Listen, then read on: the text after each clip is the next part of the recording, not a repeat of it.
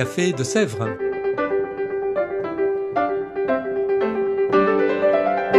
Au Café de Sèvres, on discute philosophie et théologie.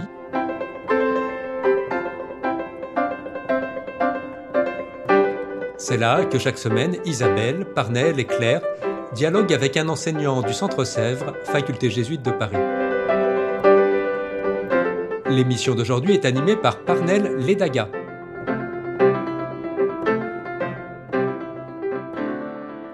Chers auditeurs, chères auditrices du Café de Sèvres, bonjour à tous.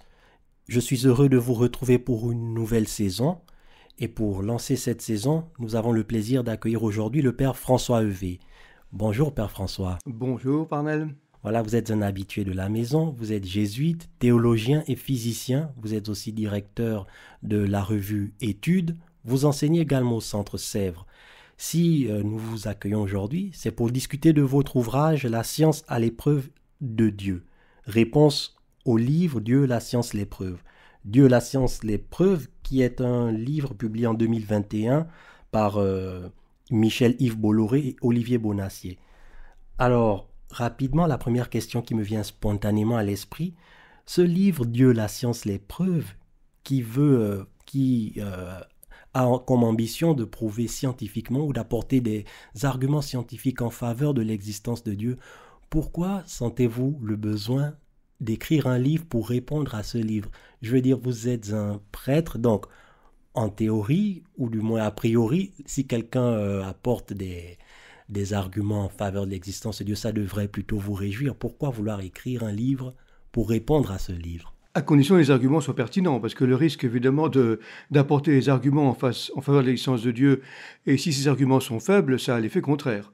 Voilà. Alors, je ne vais pas commenter longuement le gros livre auquel vous faites allusion, parce que je trouve qu'il n'y a rien de très nouveau, ou alors il faudrait passer en détail tous les éléments du livre, mais il n'y a rien de très très nouveau dans cet ouvrage. Ce que j'ai voulu faire, c'est plutôt de faire une sorte de présentation globale de la manière dont on peut aborder cette question récurrente, Dieu et la science, et encore récemment un dossier du Point qui est sorti sur la question. Question récurrente, question qui manifestement intéresse un grand nombre de publics, un grand nombre de gens. Donc j'ai voulu simplement faire une sorte de panorama global sur à la fois qu'est-ce que la démarche scientifique finalement, en quoi la théologie a-t-elle besoin effectivement d'arguments rationnels, c'est vrai, et puis comment historiquement aussi s'est fait cette articulation entre science et théologie. On pourra revenir sur la question, mais je pense que ça suppose d'abord de préciser un petit peu de quelle science on parle, qu'est-ce que la démarche scientifique, qu'est-ce que la démarche théologique, si on dit Dieu, la science, de quel Dieu on parle. Vous voyez, je pense qu'il y a beaucoup de questions, en amont de la question proprement dite des arguments, qui me paraît indispensable de clarifier avant d'entrer dans le vif du sujet. D'accord. Alors, votre profil est assez intéressant parce que, comme je l'ai dit au début, vous êtes théologien, mais vous êtes aussi physicien. Alors, ce livre que je viens de mentionner, est-ce que vous le critiquez ou plutôt est-ce que vous l'analysez en tant que théologien ou en tant que jésuite? Parce que lorsque vous dites que si les arguments sont faibles, alors les arguments, vous les voyez comme faibles en tant que prêtre, théologien ou en tant que physicien? Alors, effectivement, physicien, j'ai une formation, ma première formation, effectivement, est en physique, mais je ne suis plus un praticien de cette discipline, donc je ne vais pas directement me situer sur ce terrain-là. C'est pour ça que j'ai voulu éviter, justement, de proposer une critique systématique, d'autres l'ont fait, des arguments scientifiques qui sont abordés, même si de fait, mon sentiment est que sur la question du Big Bang, par exemple, question extrêmement technique, une des difficultés du reste du débat est qu'il s'agit de thèmes, de sujets, de dossiers extrêmement techniques, donc c'est pas facile d'apporter pour un public large des arguments qui soient suffisamment défendables. Et les théories récentes enfin récentes, maintenant qui ont bientôt un siècle, comme la relativité générale, les conséquences en cosmologie, comme la théorie quantique, sont des domaines d'abord très techniques, peu accessibles finalement à un grand nombre, très déroutants aussi dans la représentation qu'ils donnent du monde. Et donc, il est facile de leur faire dire des choses qui ne sont pas forcément dans la théorie. Donc voilà, je n'ai pas voulu trop me situer sur ce terrain-là.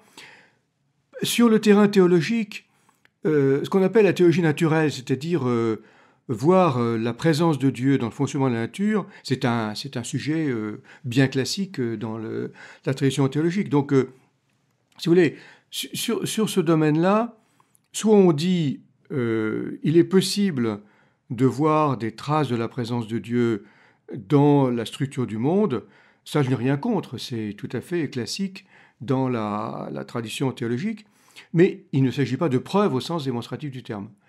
Encore une fois, le problème des preuves scientifiques et des sciences de Dieu, c'est que les preuves la science plutôt, repose sur des hypothèses. Donc bâtir une preuve définitive sur des hypothèses, d'un point de vue simplement logique, ça pose question. Enfin, on peut pas, des hypothèses, on peut déduire des conclusions, mais en gardant la dimension hypothétique qu'elles ont au point de départ. Donc voilà, donc, si vous voulez, s'il s'agit de dire il est possible, mais ça c'est une question, j'allais dire, de choix personnel, hein, il n'est pas interdit aux croyants de voir des traces de l'action divine dans le fonctionnement du monde, mais ça ne relève pas de la démonstration. Si un incroyant ne voit que le hasard et la nécessité, pour reprendre les deux mots classiques de Jacques Monod, mais qu'il hérite, qu'il reprend de la tradition antique, si l'incroyant ne voit que hasard et nécessité, d'un point de vue logique, c'est tout à fait défendable. Voilà, il n'y a pas ici à faire intervenir de preuves au sens strict du terme. Mais c'est très intéressant tout ce que vous venez de nous dire, en particulier en parlant de la démonstration. Et en parlant de démonstration, justement, pensez-vous qu'il existe une possibilité que la science puisse un jour trancher la question de l'existence de Dieu, la science en général ou la physique en particulier? Non, je ne crois pas. Pour une raison très simple, une raison de fond. C'est que la science ne peut... le principe, je vais dire, de la méthode scientifique, postulat de base, pour discuter, hein, mais la méthode scientifique, c'est d'affirmer que tous les phénomènes de la nature ont des causes internes à la nature. Voilà. Donc, la méthode scientifique ne peut atteindre que des éléments internes à la nature. Voilà. C'est un postulat qui fonctionne, j'allais dire, plutôt pas trop mal. Enfin, alors bien sûr, il est clair que la science actuelle n'explique pas absolument tous les phénomènes du monde. Bon, il y a encore des phénomènes qu'on n'explique pas. Mais on postule qu'un jour, on pourra le faire. Encore une fois, tant qu'on n'est pas à la fin du monde, on ne peut pas trancher positivement ou négativement par rapport à cette affirmation. Donc, la science ne peut atteindre finalement que, j'allais dire, des phénomènes intramondains ou des causes intramondaines. Si on dit par exemple que l'ordre du cosmos renvoie à une cause source d'ordre, ben oui, bien sûr, mais cette cause source d'ordre, elle est interne à la nature. Parce que si on dit, ah oui, mais cette source d'ordre est transcendante par rapport à la nature, oui, mais alors comment une transcendance peut-elle avoir une causalité interne à la nature? Il y a une contradiction. Donc, je dirais, de ce point de vue-là, la science ne peut atteindre, comme disait Teilhard, que le dehors des choses. Voilà. Le dedans, c'est ce qui est le cœur même de l'être, ne peut être atteint que d'une autre manière que la démarche scientifique. Alors, la démarche scientifique, bien sûr, elle nous renvoie, elle peut nous renvoyer l'image du monde en ordre, etc. Et on peut associer cet ordre, encore une fois, à une intelligence créatrice. Ça, j'ai pas de difficulté par rapport à ça. On peut, c'est-à-dire c'est une possibilité, c'est une option qui peut être faite, mais qui n'a rien d'obligatoire. Tout à fait. Alors, j'aimerais maintenant aborder plus concrètement votre ouvrage. Et en le feuilletant rapidement, par exemple, le sommaire ou quelques pages, on voit que vous accordez une très grande place dans votre ouvrage à diverses théories scientifiques de l'Antiquité jusqu'à nos jours. Alors, comment cette démarche vous aide-t-il dans votre projet? Je pense qu'il est important d'aborder cette question-là d'une manière historique, parce que on fait comme si, finalement, la science ou la théologie étaient des notions anhistoriques. Hein, comme si la science, et on a toujours un petit peu ce préjugé qu'on pourrait appeler positiviste. La science, c'est regarder le monde tel qu'il est. Voilà, sans préjugés, le fait à état pur. Or, il n'y a pas de fait pur. On regarde le monde toujours à travers un regard particulier, une théorie, un schéma, bon, ne serait-ce que par le langage. Hein, notre langue, notre langage a des concepts particuliers. Donc, il y a toujours un certain filtre qui nous fait aborder la réalité. Donc, c'est intéressant de voir comment ça s'est construit dans l'histoire. Que la science moderne a une manière particulière de se rapporter au monde, en particulier, donc non seulement, comme je l'ai dit, le fait de postuler la possibilité d'expliquer tout phénomène de la nature par des causes antérieures d'ordre naturel, c'est un postulat, bon, encore une fois, qui se vérifie ou pas par l'expérience, et plus précisément, pour la science moderne, de décrire le monde comme une machine. Voilà, le schéma mécanique prédomine, qui a l'avantage, je puis dire, de porter avec lui une grande efficacité, qui encore une fois se vérifie à travers la technique. Bon. Donc c'est un regard particulier. D'où vient-il? Pourquoi à tel moment on fait cette option? Ça me paraît important de le souligner, pour encore une fois se démarquer de cette vision anhistorique de la science. De même, la théologie, elle a des options à différents moments. Bon, on parle de création ex nihilo, par exemple, c'est pas directement d'héritage biblique. À un moment donné, au IIe siècle à peu près, bon, on affirme que Dieu a créé le monde à partir de rien.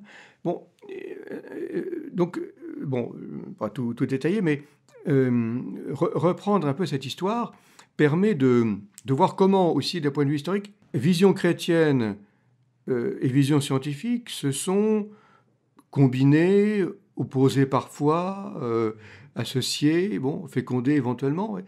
Tout cette construction historique me paraît tout à fait importante. Pas difficile de résumer en 3 mots, mais quelques aperçus brefs là-dessus, mais pour souligner l'importance, encore une fois, de cette entrée historique dans la question. D'accord, vraiment très intéressant, et ça c'était bien sûr les grandes lignes de votre ouvrage, mais une question que j'aimerais vous poser, une question plus fondamentale au fond. Quelle est l'idée centrale que l'on devrait garder? C'est-à-dire, si on vous posait cette question, qu'avez-vous défendu dans ce livre? Quelle était la thèse principale? Comment répondriez-vous à cette question? Elle serait peut-être double. La première, très générale hein, dans son énoncé, la première, c'est l'importance de distinguer les plans. Distinguer ce qui relève du travail du scientifique, encore une fois, qui a son autonomie, bon, dans laquelle aucune autre composante ne doit intervenir, et le regard ou la manière dont le croyant se rapporte au monde, bon, sur deux plans différents. C'est le premier niveau. Une fois qu'on avait cette distinction, distinguer ne signifie pas séparer, encore moins opposer, de voir comment une certaine articulation est possible, un dialogue est possible.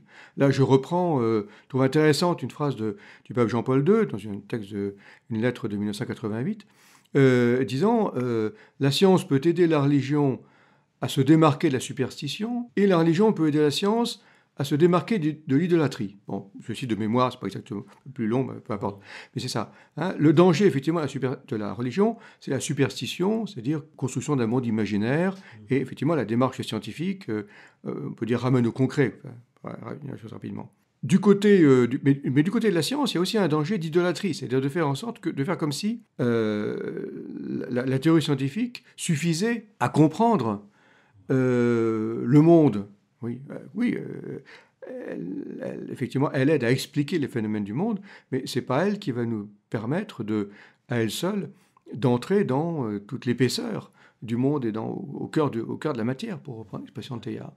Et donc là, on a besoin d'une pluralité de regards. Et fait aussi allusion à la poésie, mais qui aussi est un autre regard sur le monde. Bon, et les traditions religieuses, bien sûr la Bible, mais aussi d'autres traditions religieuses, peuvent aider justement à acquérir ce sorte de regard pluriel sur le monde et de nous ouvrir à cette richesse du monde.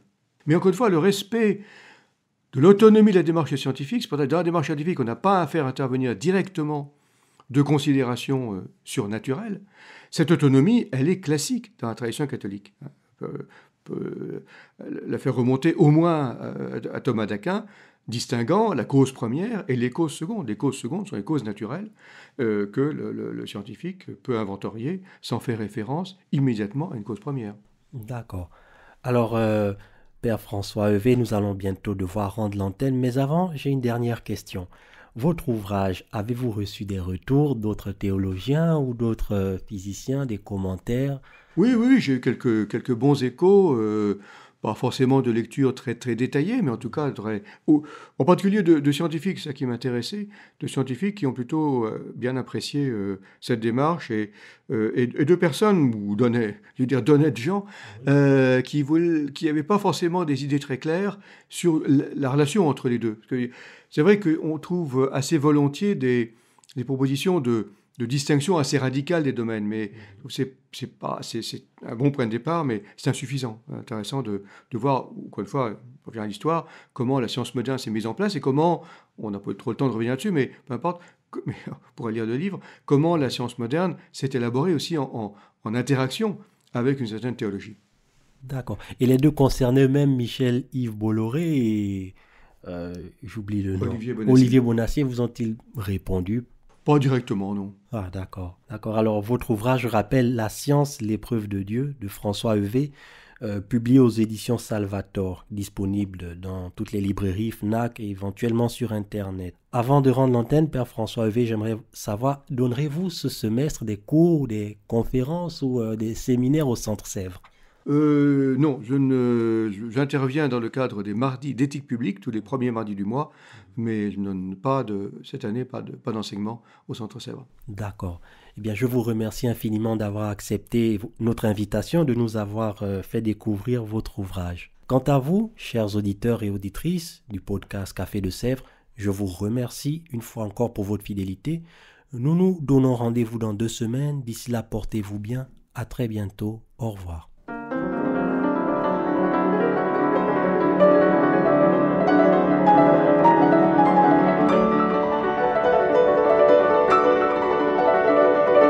Vous écoutiez Café de Sèvres, le podcast du Centre Sèvres, Faculté jésuite de Paris, en partenariat avec RCF.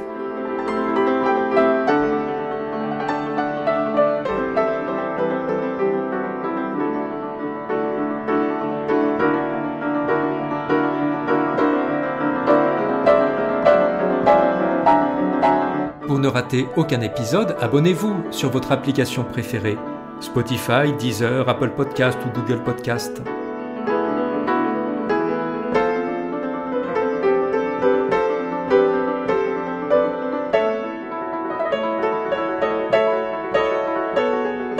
Et sur notre site internet www.centresèvres.com, découvrez l'ensemble de nos cours et conférences en philosophie et théologie.